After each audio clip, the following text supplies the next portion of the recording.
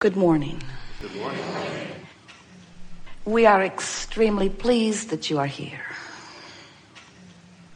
It is good to come together for the purpose of co-creating. Do you agree? Yes. You are knowing what you are wanting? Yes. Eager to take thought beyond that which it has been before? Yes. And eager to keep up with it while you do it? Eager to be aware of who you really are? Yes.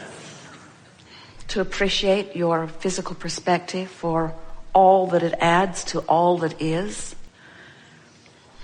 Ready to focus your mind deliberately for the purpose of vibrational blending with the larger part of you?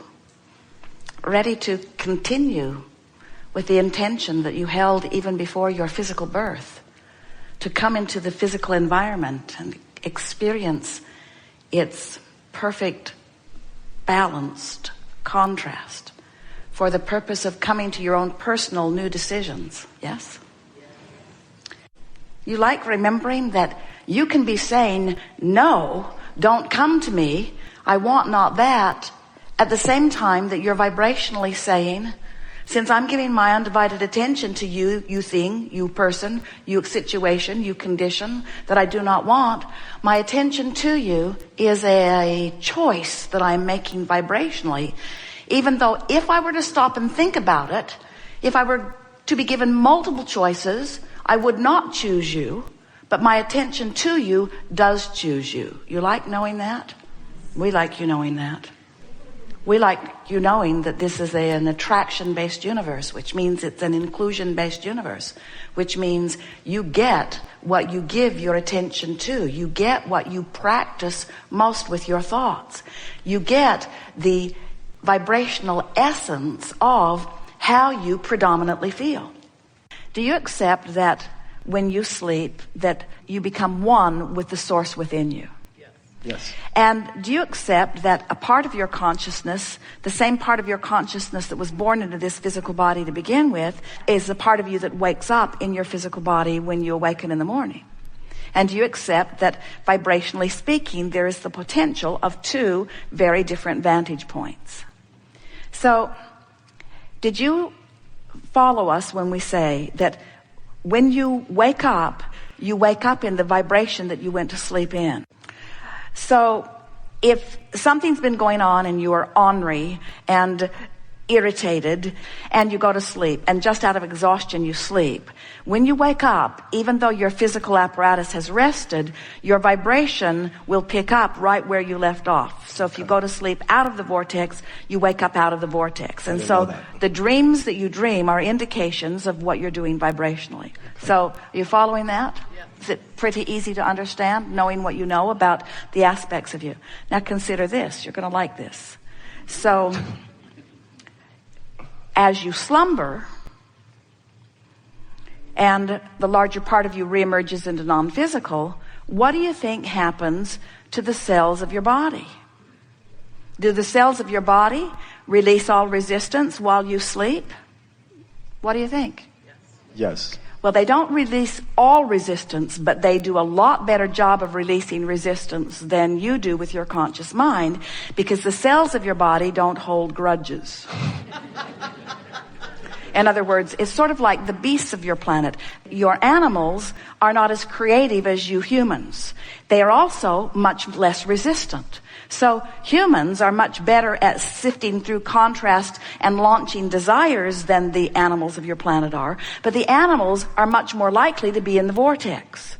So the cells of your body are more like the beasts of your planet. They are not holding grudges. That's why recovery from illness is often associated with slumber. That's why people often go into comas and recover from things otherwise. In other words, your physical apparatus really gets a head start on reclaiming vibrational balance every night that you sleep. So imagine this process. Imagine having a day that's not all that great, but getting in bed and deliberately trying to withdraw your thoughts from what was bothering you and focus upon something that you can bask about, like maybe even the comfort of your bed. And imagine falling to sleep as best you can in a sort of more basking perspective, and then slumbering where you withdraw consciousness from this physical apparatus and time-space reality. And then awakening in the morning and deliberately, and it's not hard to do, reclaiming the basking that you were in before you went to sleep and taking it further by working on some things that you appreciate. Then getting out of bed, and we'll do some focus wheels here today, doing a focus wheel or two to clean up some vibration that has been sort of raw and ragged, and then moving into a list of positive aspects and getting on a rampage of appreciation, and then moving into your day. Now, follow us here. Then the next night, doing the same, and the next night, doing the same, and the next night, doing the same. Within a very short time, far less than 30 days, we're not kidding you even a little, you could release the majority of resistance that you've been harboring, and anything that was not sitting right in your physical apparatus. In other words, you would give the cells of your body the perfect vibrational culture in which to find perfect balance, just with that one simple process. Because it is only the awakening the next morning and the returning to resistant thought that keeps your cells from reclaiming their complete balance even in one night's sleep. You following? Yep.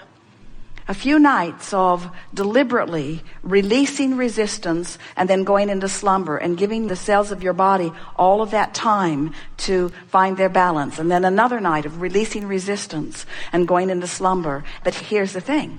Every night you do that, but every morning you undo it. That's what's happening with most people. Every night your cells find their balance, and then you remember what was bothering you the day before. So you are literally reestablishing resistance every time you come back into consciousness. Isn't that interesting? Yeah. Nice to know. It puts this wellness concept in a whole new place, doesn't it? So when you come to a gathering like this, we assume, we know, you come because you want to become more deliberate in your point of attraction. Because that's what creating is. Creating is attracting. Creating is adjusting your vibration for what it will attract.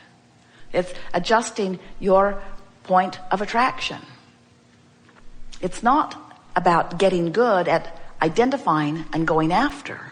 It's about getting good at identifying and practicing the vibration of wanted rather than not wanted. And the two work so well together because every time your life experience shows you something that you personally consider to be a problem, in precisely the same moment of your awareness of the problem, an equivalent solution is born.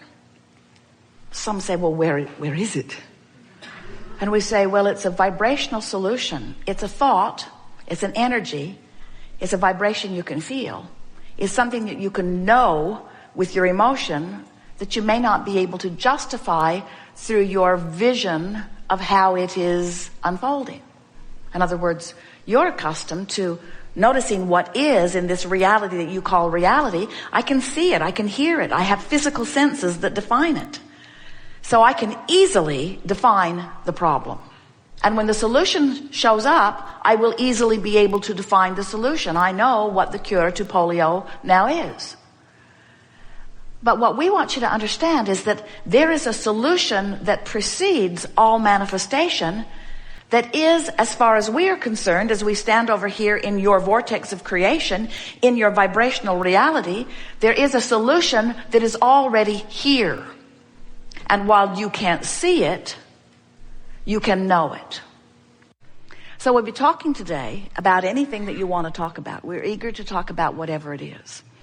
But we want to give you fair warning that we have complete awareness of what you have already amassed over here in your, what we are calling vibrational reality. What we are calling this vortex of creation, where all things that match your desire have been assembled. All cooperative components have been assembled. The question is, are you a cooperative component? And if you're worried about something, if you're frustrated about something, as Esther thinks back, the few times that her mind moved in the direction of where they were parking the bus, she has to acknowledge that she thought about it from the I know what I don't want standpoint no more than she did I know what I do want. They're also under an acorn tree.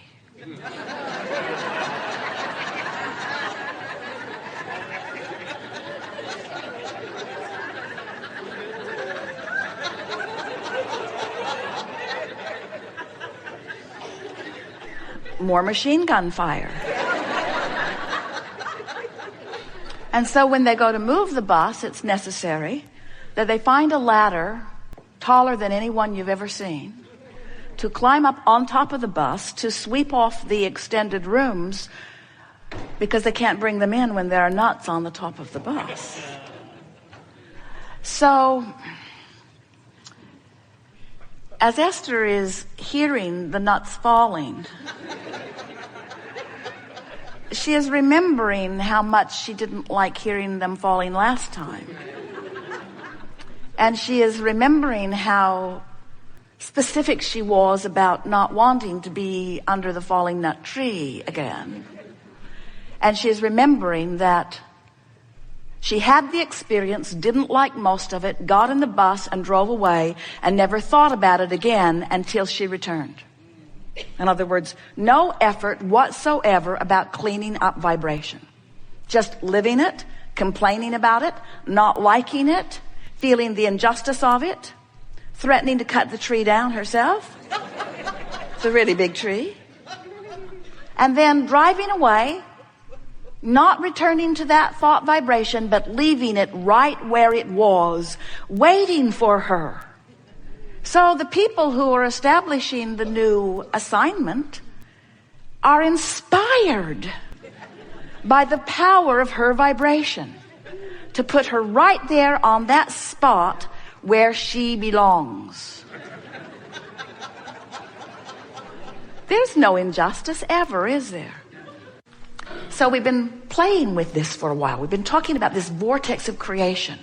And we've been telling you that when you have negative emotion, you're not in the vortex. And when you feel positive emotion, you are in the vortex. In other words, the better you feel, the more you are in vibrational sync with who you really are. So Esther's really been thinking about this every spare moment. She's been thinking about, Abraham says that this vortex of creation, where they stand and where the larger part of me is and where everything I want is, Abraham says that is present tense for them. But me in my physical form, who is used to looking for what's manifested that others can see, historically documented, pigeonholed and cataloged, I'm used to calling this present tense. But Abraham says this is past tense from their point of view. And so then Esther says, oh, I'm going to get my thoughts around this. I'm going to see what's in that vortex. So she began visualizing, trying to imagine it. And we said, Esther, if you will not try so hard to see what you cannot yet translate with your eyes, if you will feel it, if you will feel for it, rather than need to make it the physical reality that can be seen, feel for it. So how does that translate? Well, feel for the well-being of your physical body rather than the visual. That's all right. If you can see the visual, good for you. But if when you reach for the visual, you see what is, it's not helpful. There is never, ever an injustice that is done, ever, ever, ever, ever, ever. But there are plenty of times that you get something different than what you want. But when you get something different from what you want, it's not because an injustice has occurred. It's because you've got a different dominant vibration than your own desire. Don't you love knowing that? Not so much.